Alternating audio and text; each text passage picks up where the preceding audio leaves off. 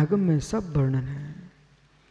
जब जब मालूम विष्णु सागरी त्रिलोक सार में त्रिकुटाचल अमुक चल इनका व्याख्यान पढ़ते ना, तब लगते हो इन सब जगह घूम के आ चुके हैं।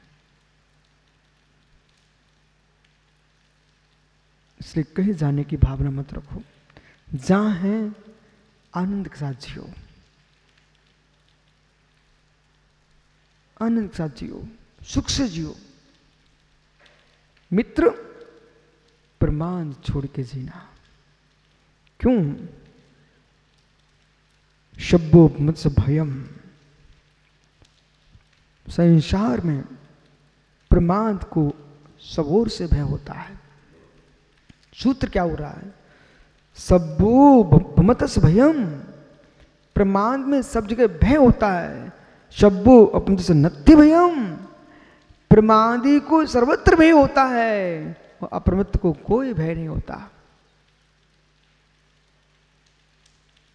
जिसने दोष किया है, यानी जिसने दोष किया है, अंकुश घर की सोने की थाली पर भी उसको डर लगता है। जब ये बराबर जिसने अपराध किया है, घर में ताला डाल करके सोने की थाली में रतन जटे कलश से पानी पिए ऋषभ पंडित जी, तब भी उसको भय दूर नहीं होता। किसका? जिसने अपराध किया है, उसको डर लगता है। पर जिसने कोई अपराध नहीं किया, जंगल में, पर्वतों पर, खुले मैदानों में, खेतों में रात्रि भर विश्राम कर रहा है, उसे किसी का भी डर नहीं लगता।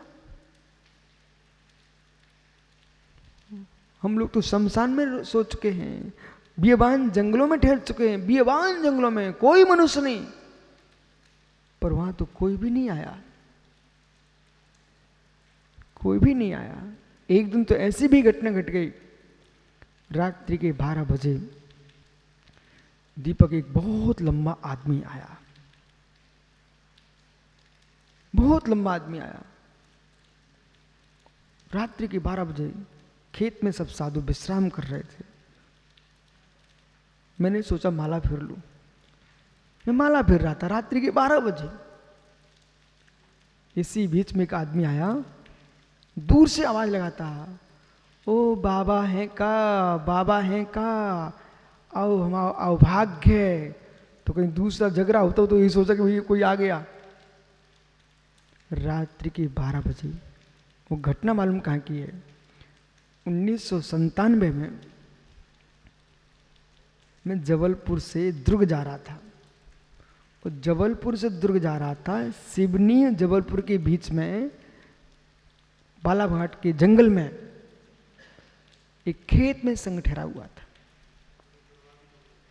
बियाबान जंगल था। और रात्रि के 12 बजे एक बाबा आ गए।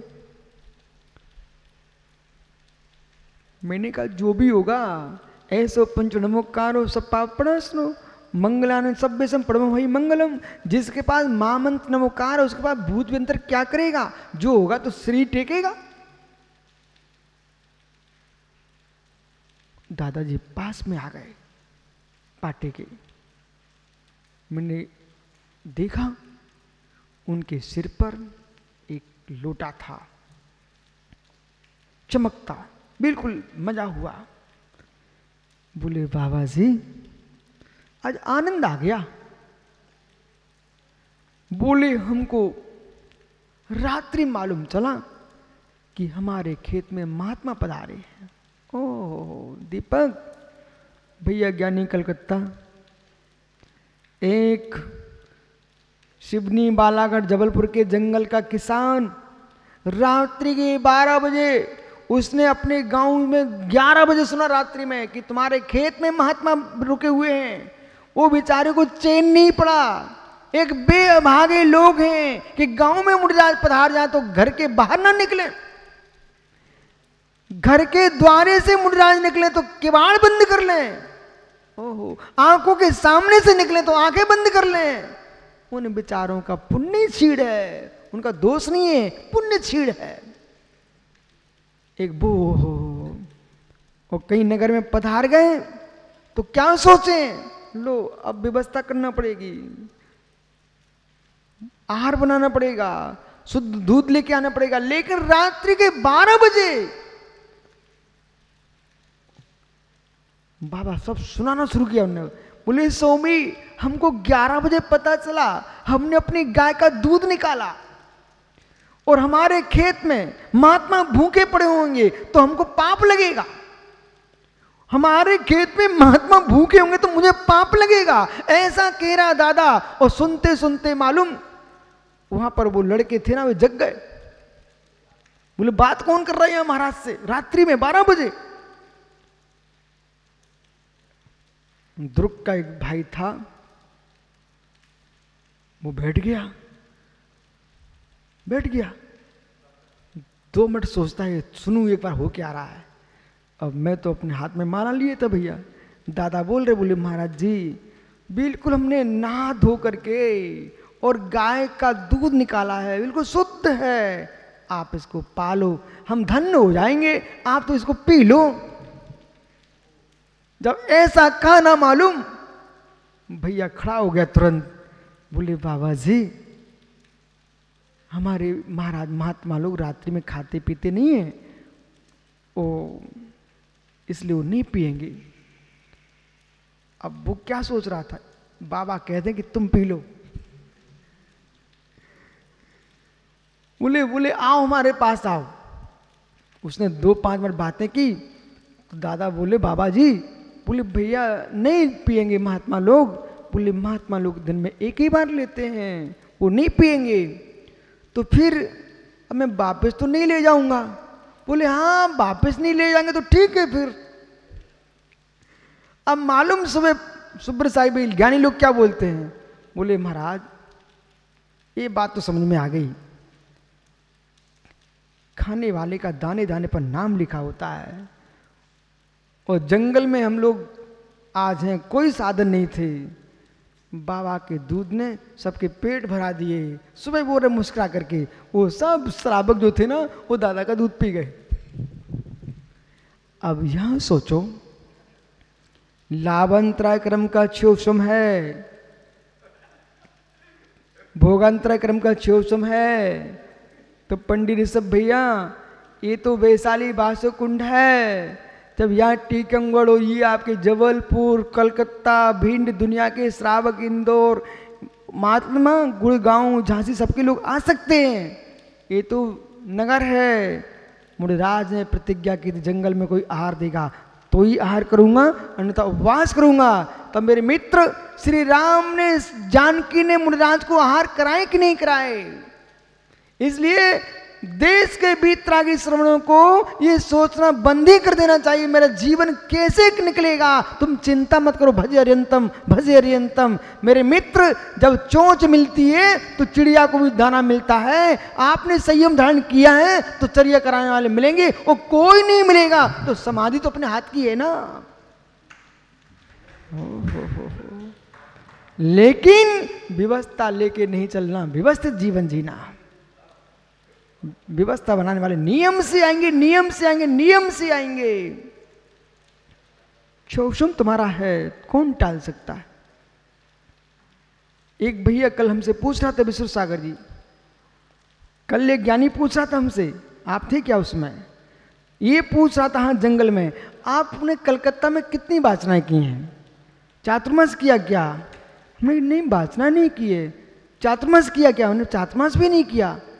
तो महाराज जी ये तो बताओ ये कलकत्ता वाले चौके कैसे लगा रहा है।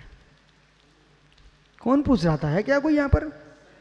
अरे ऋतिक भाई, ओहो सामने तो बैठा है। ये ज्ञानी पूछ रहा था, बोले महाराज जी कलकत्ता आप गए क्या। मैंने कहा मैं कलकत्ता तो नहीं गया, पर बेटा आपको मालूम खजुराहो में मंदिर है अपना शांतिनाथ स्वामी का। खजुराहो में मंदिर अपना शांतिनाथ स्वामी का, विश्व प्रसिद्ध जिनालय है खजुराहो में।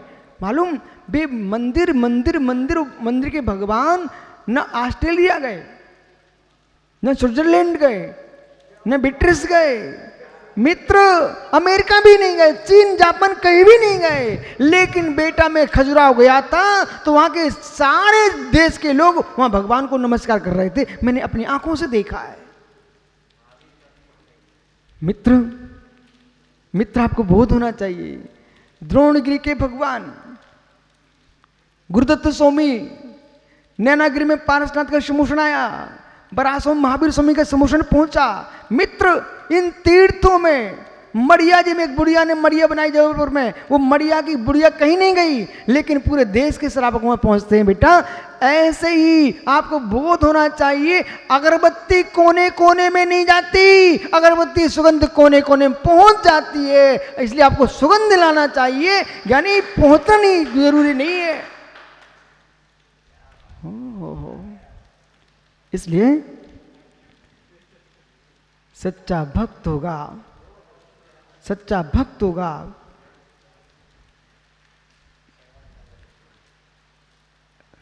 सारस्वत सागर से मेरी कथा पढ़वाई थी, वो कर्नाटक के मुनिराज की। वे मुनिराज, उसमें बहुत कम मुनिराज होते थे। उनके दर्शन करने के लिए हमारे उत्तर भारत के लोग पहुंचते थे। दक्षिण आचार्य शांति साहब महाराज जी की समाधि हुई बेटा कुंतलगिरी में, उत्तर भारत की ट्रेनें पहुंची थी वहां पर। हो ट्रेनें पहुंची थी। आचार्य आदि सागर अंकलेकर की समाधि हुई।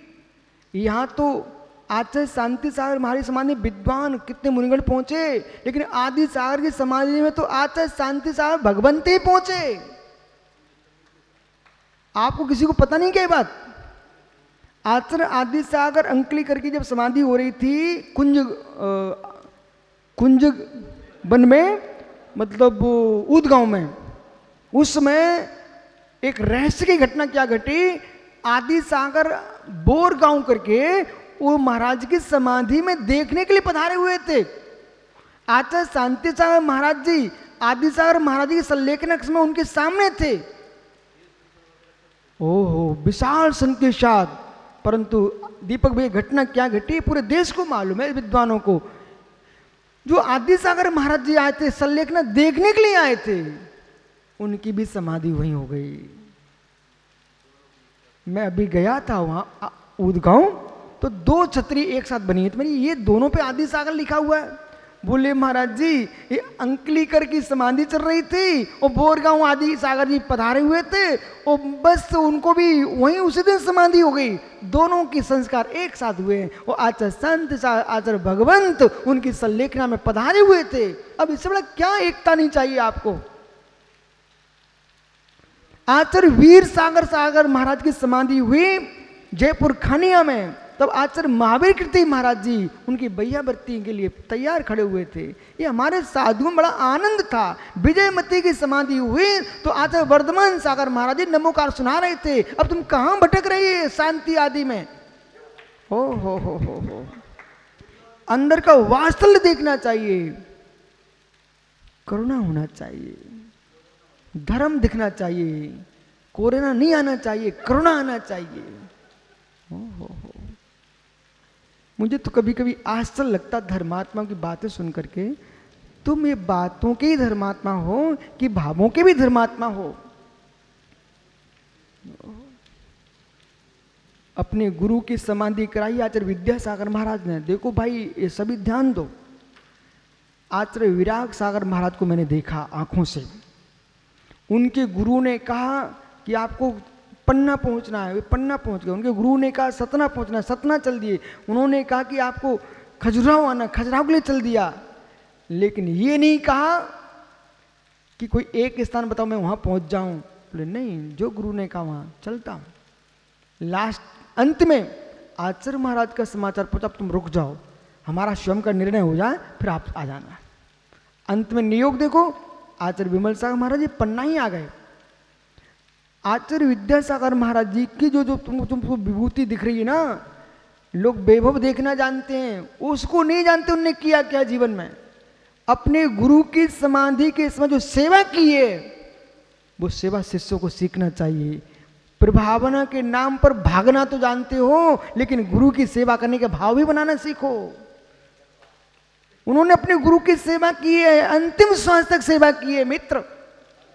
ओहो, इसलिए ज्ञानी, इसका मतलब यह भी नहीं है कि 24 घंटे तुम सांस ही ना लेने दो भैया। प्रमाद, गुरु भगा दे उसे भी सेवा मानो। मित्र आइए, आचार्य भरत सागर, विमल सागर जहां बैठते थे ना, बोले जोड़ी प्रसिद्ध थी।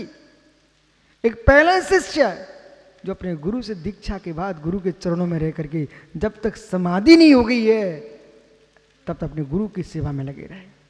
कौन? आचार्य भरत सागर महाराज, उपाध्याय भरत सागर के नाम से प्रसिद्ध है। इसलिए पुराने लोगों की बातें क्यों कर रहे हैं आप प्रश्न कर सकते हैं। मैं मालूम बहुत मतलबी आदमी हूं, आप भूल मत कर लेना। यदि मैं इन सब की बातें भी कर रहा हूं तो मुझे मालूम, मेरे भावों में आनंद आ रहा है, विशुद्धि बढ़ रही है। तो पुराण पुरुषों का नाम लेने से कर्मों की निर्जना होती है, इसलिए पुराण पुरुषों का नाम लेना चाहिए। जयवंतु आचार्य समंत प्रद्य स्वामी, तीर्थंकर वर्धमान महावीर स्वामी, यदि वे न होते तो आज जिनवाणी कहां से होती। वर्तमान को भी देखो, भूत को भी देखो, भविष्य को भी देखो। सुब्रत सागर ज्ञानी मित्र, तुम चिंता नहीं करना, घोर पुण्य का बंद हो रहा होगा तुम्हारे भाव जैसे कर रहे वैसे यदि है तो ऐसा पुण्य का बंद होगा। मैं आज अभी अभी कह रहा था कि भाई छोटे छोटे बच्चे मंदिर में खेल रहे थे और ऋषभ पंडित जी ने भगाना शुरू कर दिया। बोले भगो बेटा भगो भगो भगो भगो। तो मैंने कहा, मतलब मैं समझा रहा हूँ, पंडित जी बुरा नहीं मानना। बोले भगो भगो भगो भगो। मैंने कहा ज्ञानी आपको पता है, आपको मालूम है, छोटी सी बसिया आंगन में कूद रही थी, छोटी सी बसिया आंगन में कूद रही थी और पंडित जी की पंडितानी ने लीपा पोता तो उसने पूरा खराब कर दिया। पंडित जी बसिया को भगाने मारने के पहले सोच लेना उसी के गोबर से पोता गया है। पंडित जी बसिया को भगाने के साथ में सोच लेना मित्र, मित्र 3 साल बाद उसी का दूध पीने वाले हो तुम। यदि बच्चियां घर में नहीं बचेगी, बछड़े नहीं बचेंगे तो खेती कहां से होगी, और बच्चियां नहीं बचेगी तो दूध कहां से आएगा, बिटियां नहीं होंगी तो संतानें कहां से आएंगी, और बच्चे नहीं होंगे तो मुनि कौन बनेगा, बिटियां नहीं होंगी तो आर का कौन बनेगा। सुब्र साहिब में ये कह रहा था कि लोग मुनिराज बन जाते ना जब, फिर वे कहते ये ब्रह्मचारी ऐसा करता, वो ब्रह्मचारी ऐसा कहता, मतलब जो मुनि बना नहीं उन्हें ब्रह्मचारी दोष दिखना शुरू हो जाते हैं। लेकिन उन्हें विवेक होना चाहिए, जो मुनिराज हैं वे बनने वाले भगवान हैं। एक घान तुम्हारा निकल चुका है, जो ब्रह्मचारी हैं वे मुनि बनने वाले हैं। यदि ब्रह्मचारी सुरक्षित नहीं रहेंगे तो मुनिराज कहां से आएंगे, और मुनिराज सुरक्षित नहीं होंगे तो अरहंत कहां से आएंगे, और अरहंत नहीं होंगे तो शुद्ध कहां से होंगे, और निगोदिया नहीं होंगे तो त्रस कहां से आएंगे।